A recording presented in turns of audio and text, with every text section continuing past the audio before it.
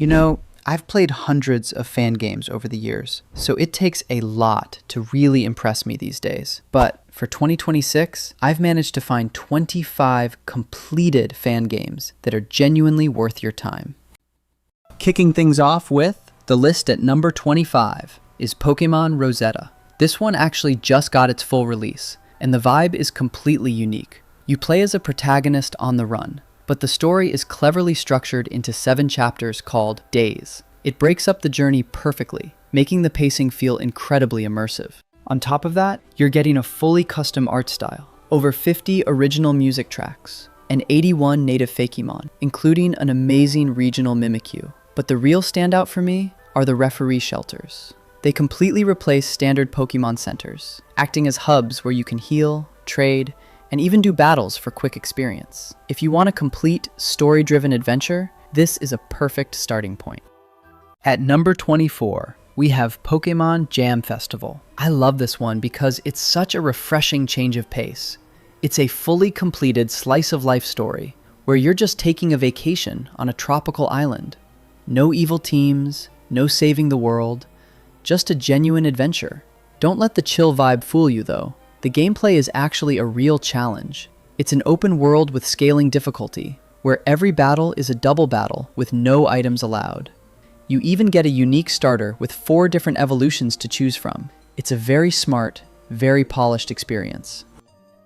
At number 23, we have Pokémon Hero Legacy. Now, this is a massive, fully completed project that actually acts as an epilogue to your entire journey from Kanto to Galar. It's a 55-hour story that deals with some surprisingly mature themes, like growing older and finding your place in society.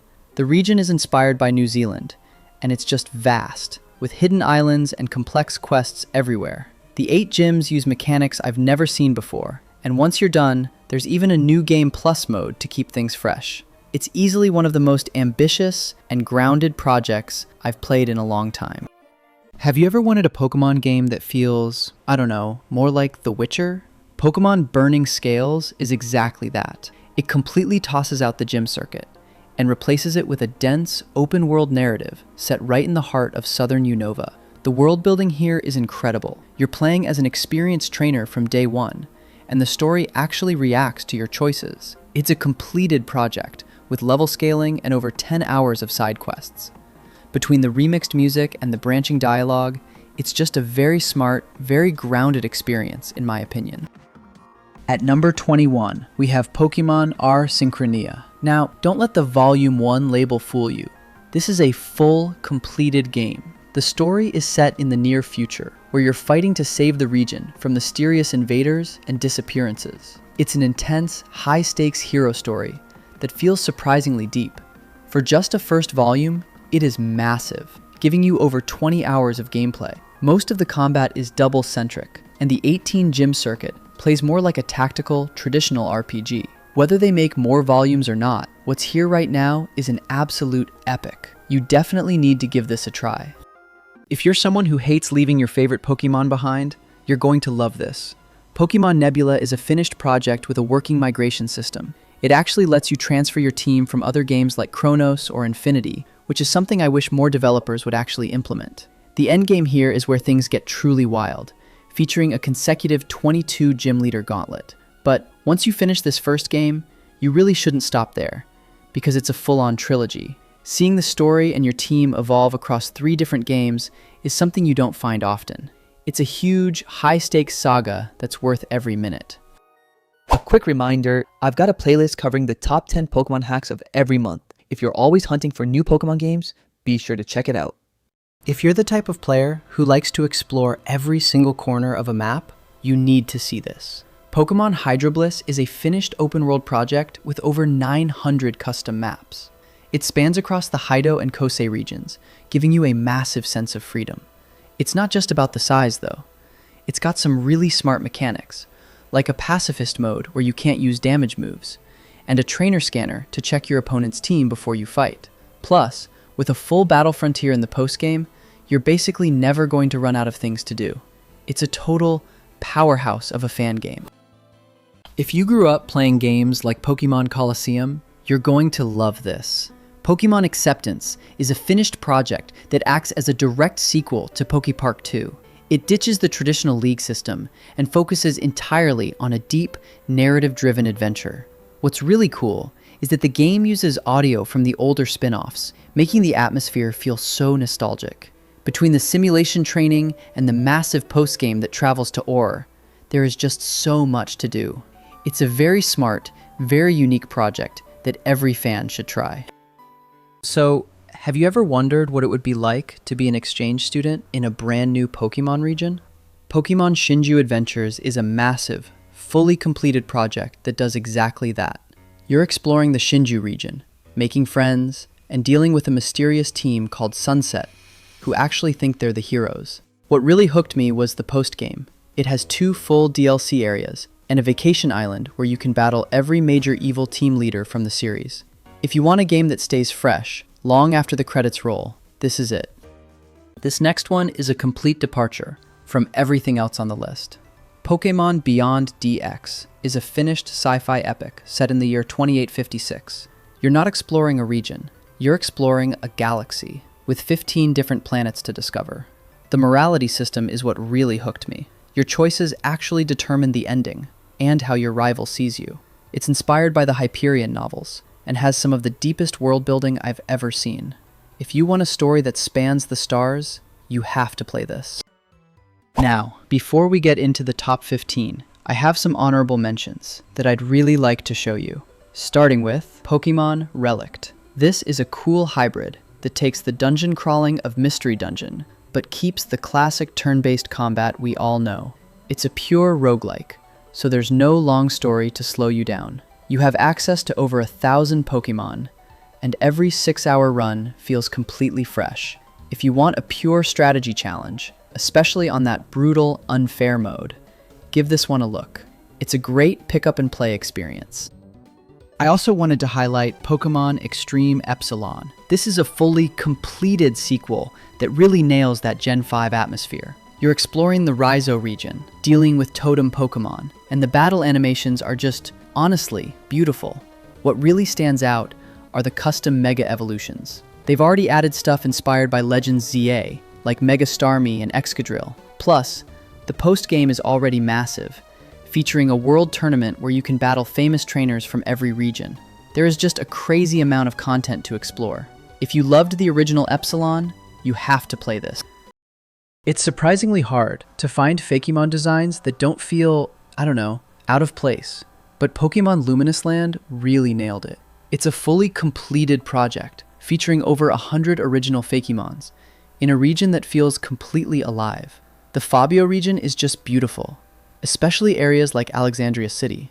What really impressed me was the post-game tournament and the legendary quests on Maravik Island.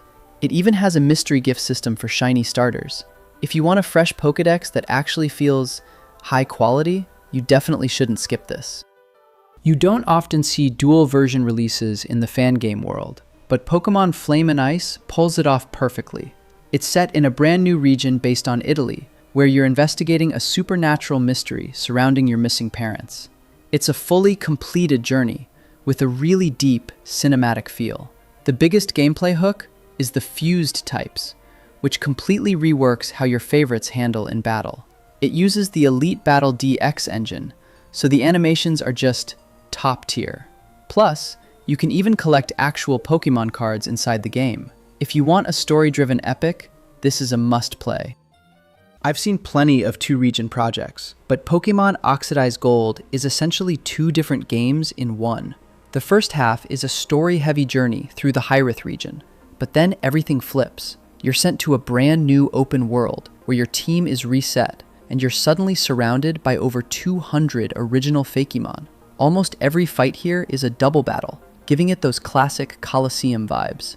Since you play as a Pokémon diver, the underwater exploration is actually massive and full of lore. With a new Game Plus mode that leads to a true ending, you're easily looking at over 50 hours of content. It's a huge, ambitious project. I'm calling it now. This has one of the coolest intro sequences I've seen. Pokémon Arcana Force completely changes the starter formula. Instead of picking from a lab, a Pokémon actually chooses you in a dream. meaning your first partner is entirely up to fate. The journey is huge, with 18 gyms to conquer and those mysterious supernatural arcana forms to find. I really appreciated the mature story and the fact that they included the classic Mega Evolutions with a Gigantamax twist is crazy. If you want a game that actually takes some risks, give this a look. It's actually pretty rare to see a project get a full top-to-bottom reinvention like this. Pokémon Gadir Deluxe takes a 2019 classic and completely overhauls it for 2026. We're talking Gen 9 mechanics, a fully rewritten narrative, and some of the cleanest visuals in the scene right now. The focus on quality of life is just massive. You've got mounts to replace HMs, a Pokévial for field healing, and even a dedicated roguelike mode for the post-game. I was really impressed by the new Megabonds and those rare golden forms. If you want an adventure that stays fresh long after the main story, you definitely need to play Gadir Deluxe. Before I move on, if you'd like to support the YouTube channel and help me create more Pokemon videos like this, you can become a channel member by clicking the join button shown on screen. By becoming a member, you'll get access to exclusive perks, members-only videos, and the ability to request future videos through Tier 1, Tier 2, and Tier 3 membership levels. Thank you for your support.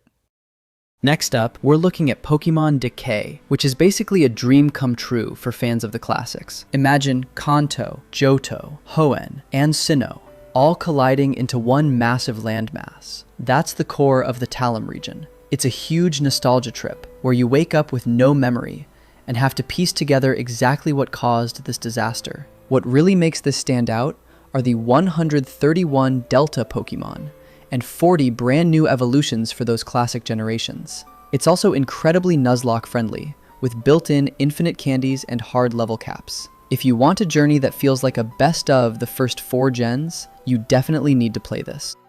If you've been missing the open world freedom of Legends Arceus, you need to see this. Pokémon Iliad is a fully completed epic set in the ancient Urel region.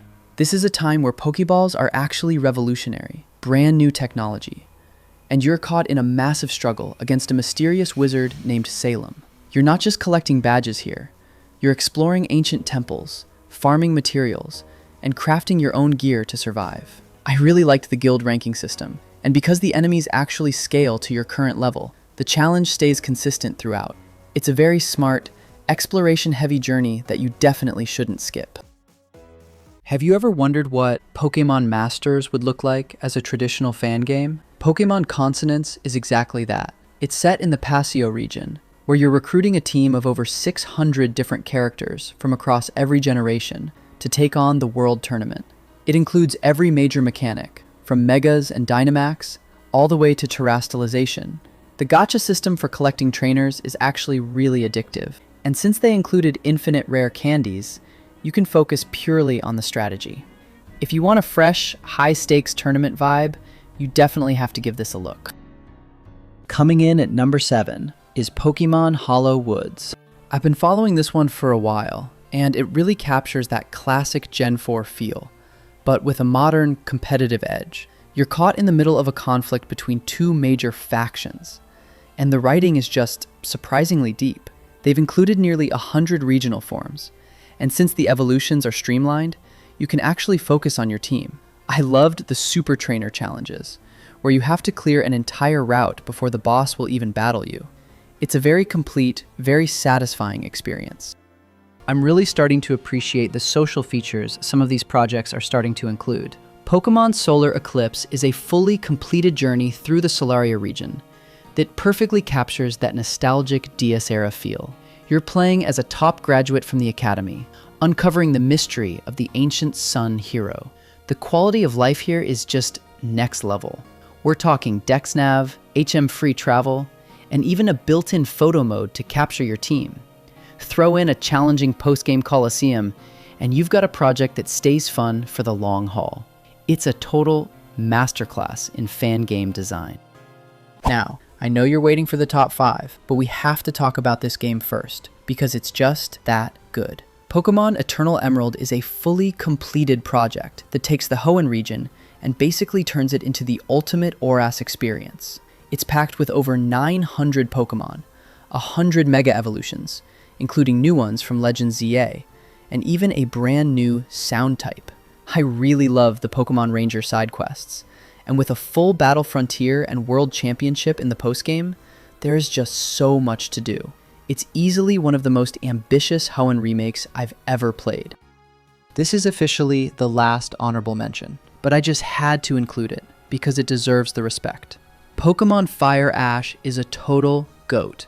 It's been around since 2017, way before the fan game scene was even this big. The fact that it's still getting updates to this day is honestly marvelous. This is easily the longest game on this entire list. You're literally playing through Ash's entire journey, from Kanto all the way to Galar. That's 9 regions, 50 gym battles, and every anime-accurate detail you can imagine. If you're an anime fan, this is the definitive experience. This is easily the most immersive experience I've picked up in a long time. Pokemon Dark Horizon is a finished epic set right after the events of Colosseum. It masterfully captures that gritty, desert vibe and brings back the high-stakes tension of snagging shadow Pokemon. Every battle is a mandatory double battle, and it features a full trainer skill tree to customize your abilities. I really loved the addition of the sim trainer battles and the deep post-game content. It's a polished, high-energy experience that feels like a lost official sequel. You definitely shouldn't skip this. I've seen a lot of custom regions, but the atmosphere in Kyujitsu Island is just on another level. Pokemon Keisho isn't your typical journey. Instead of a standard league circuit, you're navigating a pre-modern world, trying to earn the respect of 8 powerful clans. It feels less like a game and more like a historical epic. What really blew me away was the crafting system. You're actually gathering resources to build your own Pokeballs and Megastones. Plus, it features all 3 major battle gimmicks, including those new ZA Megaforms. Whether you want a hardcore challenge or a relaxed adventure, this game has the depth to pull it off. Ever wondered about a Pokemon game where you can train to learn Mega Bond? Well, this is Pokemon Z. In my experience, this is one of those rare fan games that feels very similar to Pokemon Insurgence or Pokemon Repudiation, especially when it comes to the story. One of the coolest things is that the story is divided into different chapters, so you never feel overwhelmed. And it features tons of lore and mystery, because this adventure takes place in the Kalos region 300 years ago. But that's not all. It has an incredible story, and includes every single Pokemon up to Generation 9, plus item crafting, 12 gyms, and the Pokemon League. If you're looking for a Pokemon game that is truly massive, then I think you should really give this a try. There is just something about that Gen 4 art style that never really gets old. Pokemon Eon Guardians captures that look perfectly, but then it expands on it with a massive story centered around the Eon duo. It's a finished, high-stakes adventure through a brand new land called the Terre region. The technical polish here is what really impressed me. You get things like an eternal potion for healing, custom battle animations, an item crafting system, and even a rematchable Colosseum for the endgame. There is just so much depth here. It is easily a top-tier experience. Now, I want to be clear that this list doesn't mean one game is strictly better than another, but I have to admit, I'm probably biased with this one. Pokemon Infinity is the project that really hooked me. It is just so polished and so fun to play. You start as an amnesiac traveler in the Ego region, and the mystery of your identity is just masterfully done. The world itself feels alive, thanks to an unreal time system that powers its own weather and day-night cycle. You're not being handheld here. You're rewarded for actually exploring. Seeing the developer still pushing updates today really shows how much heart went into this project. I'm definitely biased, but I think you'll see why once you try it. That's the list, and I genuinely believe there's a new favorite here for everyone. If you found your next adventure, don't forget to like and subscribe. It helps the channel more than you know. Comment your favorite down below. Thanks for watching, and I'll see you in the next one.